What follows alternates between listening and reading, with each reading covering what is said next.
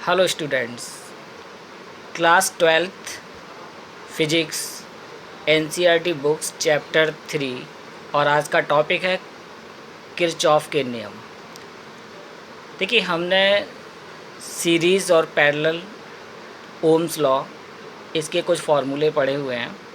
लेकिन जब कोई विद्युत परिपथ जटिल होता है, जिसमें विद्युत सेल्स लगे हों, जिसमें प्रतिरोध लगे हों, जिसमें धारा प्रवाहित हो रही हो, तो ऐसे किसी जटिल या कॉम्प्लिकेटेड इलेक्ट्रिक सर्किट की एनालिसिस करने के लिए हम किरचॉफ के नियम का प्रयोग करते हैं।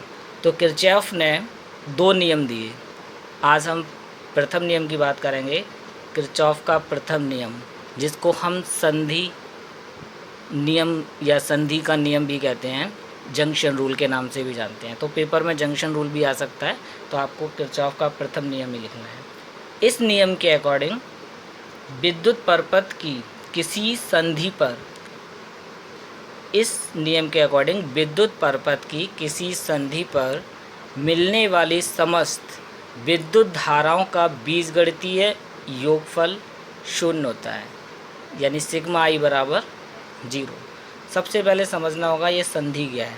संधि का मतलब अगर नॉर्मल वे में देखें तो जिस बिंदु पर कई रास्ते मिलते हैं उस बिंदु को हम संधि कहते हैं, या उस पॉइंट को हम संधि कहते हैं, जंक्शन कहते हैं। यहाँ बात हो रही है करंट की, तो कोई ऐसा बिंदु जहाँ पर बहुत सी विद्युत धाराएं मिलती हैं, तो उस पॉइंट को हम बोलते हैं संधि पॉइंट। तो हम इसको समझते हैं कि मान लीजिए एक पॉइंट है हमारे पास, ये जंक्शन पॉइंट है और इस पर कई धाराएं मिल रही हैं। ये मान लीजिए I1, I2, I3, और इसी पॉइंट से I4 और I5 धाराएं निकल रही हैं। तो ये जो जंक्शन पॉइंट है, इस बिंदु पर मिलने वाली इन समस्त विद्युत धाराओं का जो योगफल है वो शून्य होगा, ऐसा किरचॉफ का नियम कहता है। तो इस पॉइंट पर टोटल करंट 0 होगी, बीजगणित योगफल शून्य होगा। तो ये शून्य तभी हो सकता है जब इसमें से कुछ धाराएं पॉजिटिव हो, कुछ धाराएं नेगेटिव हो, और उनको जोड़ दिया जाए तो उनका टोटल कैसा आ जाएगा, शून्य। तो कौन सी धाराएं नेगेटिव होंगी, कौन सी धाराएं पॉजिटिव होंगी, तो हम ये कह सकते हैं जो धाराएं किसी बिंदु पर आ रही हैं, तो आने वाली धाराएं, इनको अगर हम पॉजिटिव लें, और जाने वाली धाराएं, इस बिंदु से निकलने वाली जो धाराएं, उनको अगर हम नेगेटिव लें, तो इन पॉजिटिव धाराओं, आने वाली धाराओं का योगफल और जाने वाली धाराओं का योगफल अगर समान होगा तो उनको जोड़ने पर आंसर कैसा आएगा, 0 आएगा।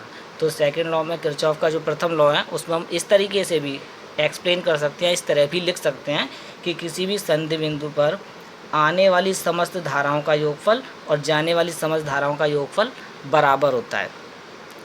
तो आने वाली धाराओं को हम अगर प्लस से और जाने वाली धाराओं को माइनस से डिनोट करें, तो इसी पॉइंट पर अगर हम देखें तो हमें प्राप्त होगा इस नियम के अनुसार। पहले देखें समस्त धाराएं, तो I1 plus I2 plus I3, ये तीनों धाराएं आ रही हैं, इसलिए हमने इन तीनों को प्लस लिखा। और ये दो धाराएं निकल रही हैं, तो माइनस I4 माइनस I5, तो निकलने वाली धाराओं को हमने माइनस से लिखा और इन सबको जोड़ दिया, तो इन सब का टोटल कैसा आना चाहिए, 0। समस्त धाराओं का, ये लिखा है, समस्त धाराओं का बीजगणितीय योगफल कैसा होगा, शून्य होगा। तो हम कह सकते हैं I1 plus I2 plus I3 बराबर होगा, इनको पक्षांतर करो तो I4 प्लस I5। तो हम ये भी लिख सकते हैं इसी नियम को दूसरे शब्दों में कि संधि बिंदु पर आने वाली समस्त धाराओं का योगफल और जाने वाली समस्त धाराओं का योगफल बराबर होता है। इसको अगर एक एग्ज़ाम्पल के रूप में समझ लेते हैं, एग्ज़ाम्पल में, कि मान लीजिए इसी पॉइंट पर एक धाराएं आ रही हैं, ये 3 धाराएं हैं, और मैंने इसमें लिखा कि I1 की वैल्यू है अगर 4 एम्पियर, I2 बराबर है 3 एम्पियर और I3 बराबर है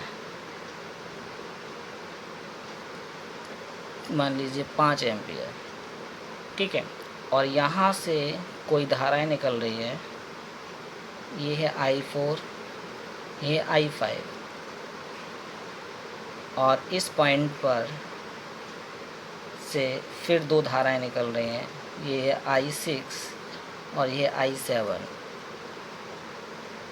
मान लीजिए इस I4 की जो वैल्यू है ये हमने लिख दी 6 एम्पियर, और इसको लिख दिया मान लीजिए 2 एम्पियर। और आपसे पूछा है कि I7 कितने एम्पियर होगा, I5 कितने एम्पियर होगा। तो हम इसको कैसे देखेंगे, इसी रूल्स के अकॉर्डिंग। अगर हम समझें, ये हमारे दो पॉइंट हैं, एक जंक्शन पॉइंट ये है, एक जंक्शन पॉइंट ये है। मैं इसको एक K लिख देता हूँ मान लीजिए, और ये है एक J, जंक्शन पॉइंट 2। तो इन दोनों पॉइंटों पर अगर हम यही रूल्स लगाएं तो देखिए इस पॉइंट पर आने वाली समझ धाराएं कितनी हैं। तो इस पॉइंट पर आने वाली धाराएं हम देखेंगे 4, 3 और I1, I2, I3, 4 ampere, 3 ampere और 5 एम्पियर, ये 3 करंट आने वाली हैं। तो हम इनको पॉजिटिव लिखेंगे, तो हम लिखेंगे 4 + 3 + 5, ये आने वाली करंट है। और ये वाली करंट कैसी है, जाने वाली, दो करंट जाने वाली है, निकलने वाली, I4 और I5। तो ये माइनस होगी, तो माइनस I4 की वैल्यू कितनी है 6 एम्पियर, और निकलने वाली I5 ये भी कैसी है माइनस की, तो I5 जिसकी वैल्यू हमें निकालनी है, बराबर कितना होना चाहिए, इसका योग 0 होना चाहिए।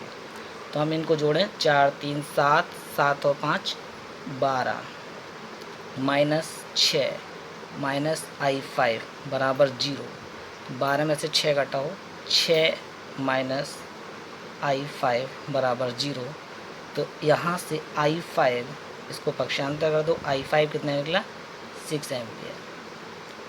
तो इस पॉइंट पर जो I5 की वैल्यू है वो कितनी निकलेगी 6 एम्पियर। तो देखिए आने वाली समझ धाराएं 4, 3, 7 और 5 12, और निकलने वाली भी धाराएं 6 एम्पियर और ये 6 एम्पियर 12 एम्पियर। तो आने वाली समझ धाराओं का योगफल निकलने वाली समझ धाराओं के योगफल के बराबर होता है।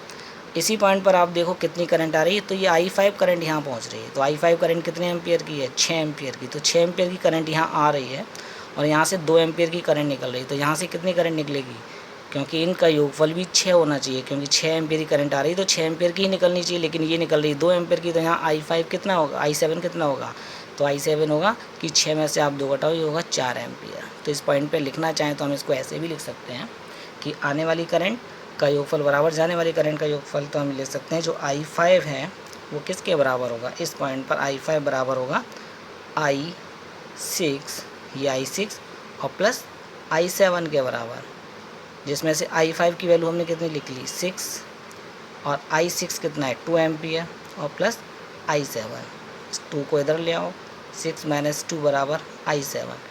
तो I7 का मान कितना आ गया 4 एम्पियर। तो I7 की वैल्यू है 4 एम्पियर। तो इस तरह से हम किरचॉफ का प्रथम नियम यूज़ करके विद्युत धारा I का मान निकाल सकते हैं। इस नियम को हम जंक्शन रूल भी कहते हैं, धारा का नियम भी कहते हैं। ठीक है, नेक्स्ट वीडियो में हम देखेंगे किरचॉफ का सेकंड लॉ। धन्यवाद।